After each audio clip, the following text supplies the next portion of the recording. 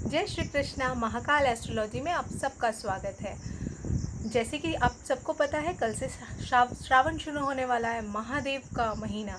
कहा जाता है कि इस एक महीने पृथ्वी का संचालन, ब्रह्मांड का संचालन महादेव के ऊपर होता है और विष्णु जी इस समय आराम करने चले जाते हैं, वो घोर निद्रा में चले जाते हैं। तो हमारे महादेव हैं ही भोले, सिर्फ जल चढ़ाने से ही प्रसन्न हो जाते हैं। तो जैसा कि मैंने कहा था कि मैं आपसे कुछ उपायों का भी आदान प्रदान करूंगी। तो छोटे छोटे कुछ उपाय मैं आपको बताती हूँ जिससे आप अपनी ज़िंदगी को बेहतर बना सकते हैं। तो जैसे मैंने कहा कि महादेव का महीना आने वाला है कल से, तो सावन का पहला सोमवार है। आप सबको सावन के पहले सोमवार की बहुत बहुत शुभकामनाएं। तो जो व्रत रख रहे हैं ये उनके लिए भी है, जो व्रत नहीं रख सकते हैं ये उनके लिए भी है। सुबह स्नान कर कर शिवलिंग पे ज़रूर जल चढ़ाएं और कोशिश करें कि ये पूरा एक महीना आप शिवलिंग का जलाभिषेक करें। जिनको चरित्रगत कुछ समस्याएं हैं, जिन्हें कोई ज़्यादा परेशान कर रहा है, जिन्हें अपने चरित्र से कुछ चीज़ें निकाल फेंकनी है, जो अपने कुछ समस्याओं को लेकर परेशान है, जो अपने में बदलाव चाहते हैं, जो अपनी आदतों से खुश नहीं हैं, जो चाहते हैं कि हम इन आदतों को छोड़ दें पर वो छोड़ नहीं पा रहे हैं, तो उनके लिए ये उपाय है। आप पूरे एक महीने शिवलिंग का जलाभिषेक कीजिए और इस जलाभिषेक करते करते आप देखेंगे कि आपकी जो भी प्रॉब्लम है, जो भी समस्याएं हैं, जो खुद से जुड़ी हुई हैं, अपने चरित्र से जुड़ी हुई है, वो धीरे धीरे ख़त्म होती जा रही है। वो जो चरित्रगत विशेषताएं हैं या फिर आप में जो कोई एक ऐसी बुरी आदत है जिसको आप बदलना चाहते हैं पर लाख कोशिश के बाद बदल नहीं पा रहे हैं, तो आपकी ये कोशिश कामयाब ज़रूर हो सकती है इस एक महीने जलाभिषेक करने से। ये तो हुई हमारी आदतों की बात। अब करते हैं जो शारीरिक रूप से परेशान रहते हैं, जिन्हें रोग पीड़ित करते हैं या रोगग्रस्त रहते हैं, जो रोगों से समस्या, मतलब रोग जिनके लिए समस्या है, जिन्हें बहुत ज़्यादा दवाइयाँ खानी पड़ती हैं, जिनकी कुछ ना कुछ समस्याएं लगी रहती हैं, वो चाहे वृद्ध हों, चाहे बच्चे हों, चाहे फीमेल हो, चाहे मेल हो, कोई भी ये उपाय को कर सकता है। वो एक महीने जल के साथ कच्चा दूध ज़रूर शिवलिंग पे चढ़ाएं। जैसे ही हम कच्चा दूध शिवलिंग पे चढ़ाते हैं वो हमें आरोग्य प्रदान करता है। तो जो भी शारीरिक समस्या से पीड़ित है और आरोग्य चाहते हैं, ऐसे रोग जो हमारे बस में नहीं है ठीक करना, ऐसे रोगों में भी फ़ायदा मिलते देखा जाता है। तो मैं कहूँगी कि आप जो भी रोगग्रस्त हैं या फिर शारीरिक समस्याओं से निजात पाना चाहते हैं, उनका समाधान करना चाहते हैं, तो आप इस एक महीने शिवलिंग पर कच्चा दूध ज़रूर चढ़ाएं या फिर अर्पण करें।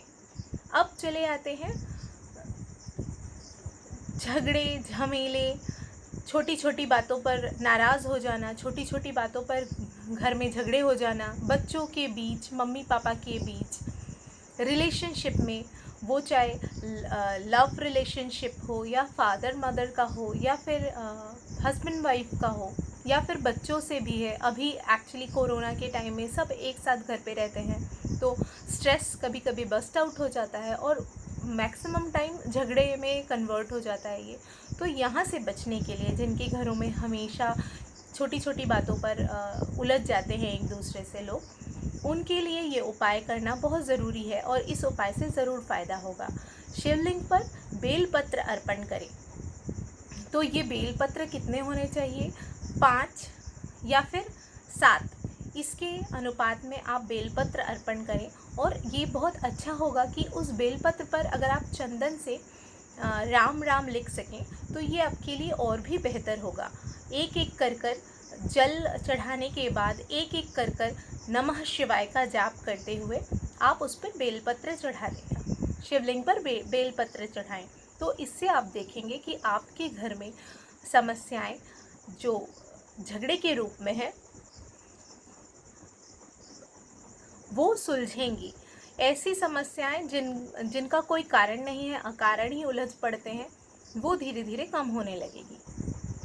अब सबसे महत्वपूर्ण बात है कि जिनको आर्थिक समस्याएं हैं, जो आर्थिक रूप से खुद को सबल महसूस नहीं करते, काफ़ी काम करने के बाद भी उसके रिजल्ट्स नहीं दिखाई देते, कहीं ना कहीं कमाने के बाद भी हाथ में पैसे नहीं रुकते हैं, या फिर पैसों की किल्लत रहती है, तो उनके लिए ये उपाय करना बहुत ही लाभकारी होगा। आप शिवलिंग पर जल चढ़ाने के बाद शहद ज़रूर चढ़ाएं। शहद कह लीजिए, मधु कह लीजिए, इसको अलग अलग प्रांतों में अलग अलग नाम से जाना जाता है। तो हनी ज़रूर चढ़ाएं शिवलिंग पर, इससे आपकी आर्थिक समस्याओं का समाधान होगा। अब आ जाते हैं इन सब समस्याओं का समाधान।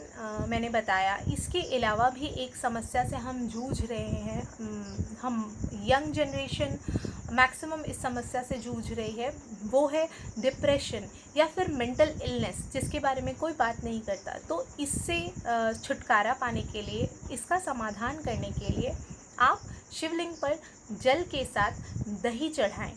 और अगर आपकी क्षमता अनुसार अगर आप चांदी का चंद्रमा चढ़ाते हैं, वो भी आपके मानसिक शांति के लिए बहुत ही उपकारी होगा।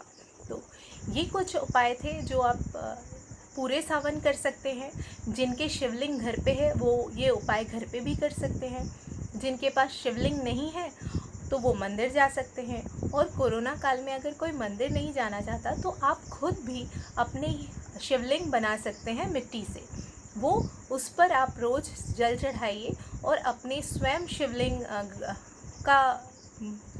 की प्रतिमा बनाकर आप उस पर भी जल चढ़ा सकते हैं। तो आज के लिए इतना ही। जय श्री कृष्णा।